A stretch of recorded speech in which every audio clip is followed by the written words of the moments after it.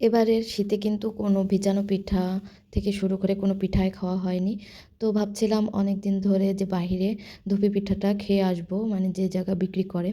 তো আলহামদুলিল্লাহ আমার বাসায় কিন্তু ২ হাঁড়ি ভিজানো পিঠা আর ধুপি পিঠা পাঠিয়েছে। অনেক অনেক ধন্যবাদ খালাম্মা এবং ভাবিকে। দুজন মিলেই কিন্তু এই পিঠা আমার বাসায় পাঠিয়েছে। আর এই পিঠা দেখে আমরা এত খুশি হয়েছি, বাচ্চাগুলোও এত খুশি হয়েছে কি বলবে।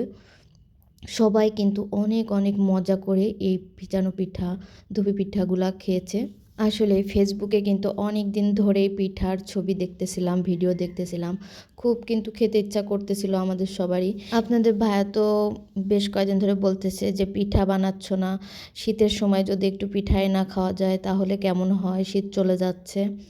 তো পিঠাগুলো দেখেও কিন্তু সবাই অনেক খুশি হয়েছে, আপনাদের ভাইয়াও মজা করে খেয়েছে। আমার শ্বশুর আব্বুকেও দিয়েছি, সেও খুব মজা করে খেয়েছে। আর বাচ্চারা তো মজা করে খাচ্ছেই।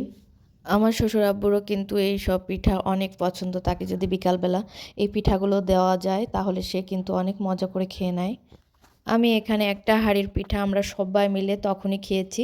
আর এক হাঁড়ির তা বক্সে করে রেখে আমি ফ্রিজে রেখে দিয়েছি। সবাই ভালো থাকবেন। আল্লাহ হাফেজ।